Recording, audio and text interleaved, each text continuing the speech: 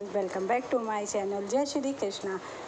शिखंडी कौन थे, पुरुष या स्त्री? आखिर क्यों भीष्म ने शिखंडी के सामने आते ही हस्त्र शस्त्र रख दिए? इस कहानी से जानिए अपने हर सवाल का जवाब। महाभारत के अजेय महायोद्धा भीष्म पितामह को अर्जुन ने युद्ध के दौरान अपने बाणों से धराशायी जरूर कर दिया था, लेकिन उनकी मृत्यु का षड्यंत्र रचने में शिखंडी का हाथ था, जो भीष्म के अंत का कारण माना जाता है। आइए जानते हैं कौन है शिखंडी और क्यों करवाया भीष्म पितामह का वध। शिखंडी का जन्म काशी के राजा द्रुपद के यहाँ हुआ था, लेकिन उनकी कहानी उसके पूर्व जन्म से जुड़ी है।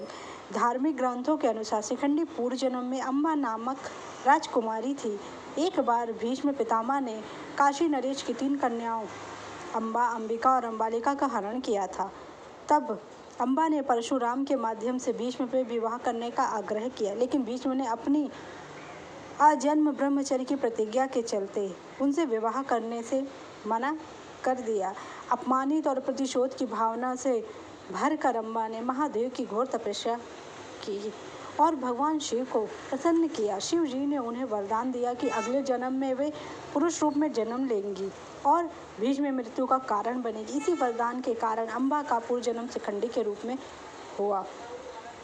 धार्मिक ग्रंथों के अनुसार महाभारत के युद्ध में शिखंडी पांडवों की ओर से लड़ रहे थे। जब कुरुक्षेत्र में भीष्म पितामह और अर्जुन का घोर युद्ध चल रहा था, तब अर्जुन बाबा भीष्म के बाणों की मार से भयभीत था। रणभूमि में भीष्म पितामह को हराना अर्जुन के वश की बात नहीं थी। ऐसे में भगवान श्री कृष्ण ने मौका देखकर शिखंडी को भीष्म के सामने खड़ा कर दिया, क्योंकि शिखंडी ने उस दिन प्रण लिया था कि वह पांडवों को किसी भी हाल में जीवित नहीं छोड़ेंगे। तब भगवान श्री कृष्ण ने धर्मराज युधिष्ठिर को यह कहा कि आप जाइए भीष्म पितामह के सामने और उनका विजय श्री का आशीर्वाद लौटा दीजिए। जब भीष्म पितामह के सामने जाते हैं धर्मराज युधिष्ठिर और कहते हैं कि आप ले लीजिए, तब वो अपनी मृत्यु का पता बताते हैं। तब कहते हैं कि अगर कल शिखंडी अगर कोई स्त्री मेरे रास्ते में आ जाए तो मैं अस्त्र शस्त्र वहीं छोड़ दूंगा, मैं युद्ध नहीं करूंगा। यह बात जानकर दुर्योधन उनके पास आता और बोलता है कि पितामह, आपने धर्मराज को क्या कहा? आज अर्जुन के रथ में शिखंडी क्या कर रहा है? तब भीष्म पितामह कहते हैं दुर्योधन को कि अगर तुम चाहते हो कि मैं युद्ध करता रहूं तो आज मेरे सामने शिखंडी को ना आने देना। तब वो पूछता है ऐसा क्यों? तब वो बोलते हैं कि शिखंडी एक स्त्री भी है, इसलिए शिखंडी को युद्ध के बीच में देखकर सब चकित हो गए, क्योंकि शिखंडी अपने जन्म से एक कन्या थी। भीष्म ने यह प्रतिज्ञा ली थी कि वह किसी स्त्री का पर शस्त्र नहीं उठाएंगे, इसलिए वह शिखंडी से युद्ध नहीं कर सके। अर्जुन ने इस अवसर का लाभ उठाकर भीष्म को अपने बाणों से छल्ली कर दिया। इसके बाद में भीष्म पितामह की बाणाशय्या पे गिर गए। इसके बाद भीष्म ने कृष्ण पर युद्ध धर्म के विरुद्ध आचरण करने का आरोप लगाते हुए एक स्त्री पर वार करने से मना कर दिया था।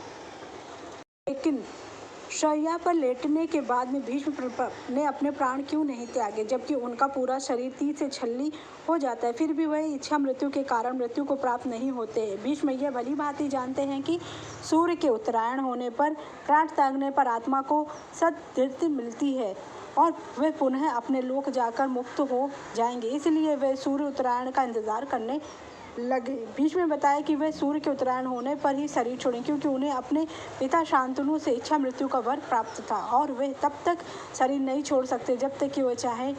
लेकिन 10वें दिन सूर्य डूब चुका था। ऐसा भी कहा जाता है कि भीष्म को ठीक करने के लिए शल्य चिकित्सा लाई गई, लेकिन वे उनके लौटा देते हैं और कहते हैं कि अब मेरा अंतिम समय आ गया है, यह सब व्यर्थ है, मृत्यु शैया ही मेरी चिता है, तब मैं तो बस सूर्य के उत्तरायण होने का इंतजार कर रहा हूँ। भीष्म पितामह की ये बातें सुनकर राजागण और उनके सभी बंधु उनको प्रणाम और प्रदक्षिणा कर के अपनी अपनी छावनियों में लौट जाते। अगले दिन सुबह होने पर फिर वे सभी शिष्य के पास लौट आते हैं। सभी कन्याएं, स्त्रियां और उनके कुल के योद्धा पितामह के पास चुपचाप खड़े हो जाते। भीष्म पितामह ने पीने के लिए राजाओं से ठंडा पानी मांगा। सभी उनके लिए पानी ले आए, लेकिन उन्होंने अर्जुन की ओर देखा।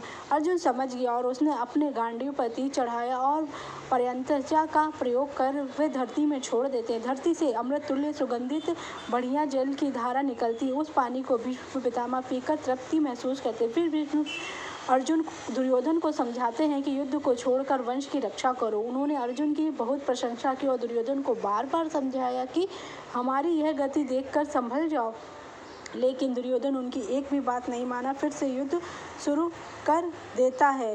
मृत्युशैया पर लेटने के 8 दिन युद्ध और चलता रहता है। भीष्म यद्यपि मृत्युशैया पर लेटे थे, फिर भी उन्होंने श्री कृष्ण के कहने से युद्ध के बाद युधिष्ठिर का शोक दूर करने के लिए राजधर्म का उपदेश उनको सुनाया और उनको ग्लानि से मुक्ति दिलाई। और जब सूर्य उत्तरायण में होता है तो वो अपना युधिष्ठिर आदि सगे संबंधियों, पुरोहितों और अन्य लोगों के साथ वो अपना प्राण त्याग दे देते हैं। अगर आपको मेरी जानकारी अच्छी लगी उसके लिए थैंक यू सो मच।